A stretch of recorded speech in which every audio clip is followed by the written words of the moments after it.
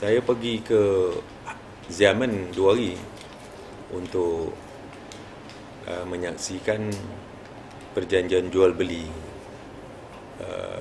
di antara syarikat Kibing Group of Companies China dengan Samsung Corning Precision Malaysia, iaitu syarikat Kibing Group daripada Xiamen ini mengambil alih syarikat Samsung Corning Precision di Taman Tunku Jaafar, Seremban dengan harga belian 200 lebih juta US dollars, ya, 225 juta US dollars.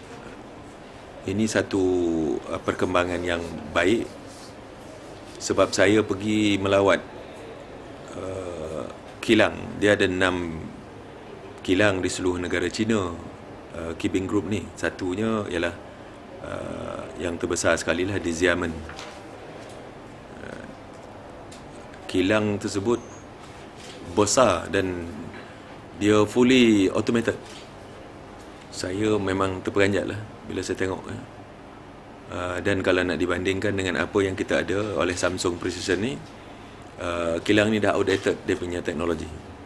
Dan syarikat berteknologi tinggi seperti ini memang kita galakkan datang kerana ia akan dapat menjayakan hasrat kita untuk kita menjayakan dasar apa yang dipanggil sebagai pendapatan tinggi di dalam negara kita.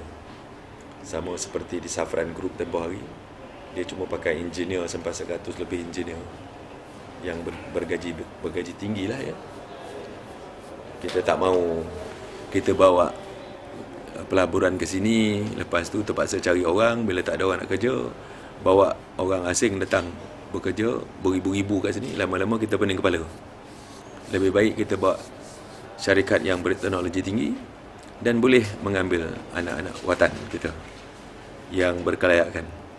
Dan bila dia ambil alih Samsung Corning Precision ini nanti, apa yang telah dijanjikan dan sekarang pun sedang dibuat, bahawa semua anak-anak tempatan yang jadi di peringkat pengurusan kanan yang pernah bekerja di Samsung Corning itu dulu akan diambil semula, dan mereka adalah semuanya anak tempatan, dan pengarah urusan yang baru pun adalah merupakan anak tempatan. Mereka cuma akan menghantar apa yang dipanggil sebagai quality control datang sini, itu pun untuk masa 2 tahun. Lepas tu kilang ini nanti akan diuruskan 100% oleh anak tempatan. Dan mereka berhasrat untuk membesarkan kilang ini, melabur lebih kurang 500 ke 600 juta lagi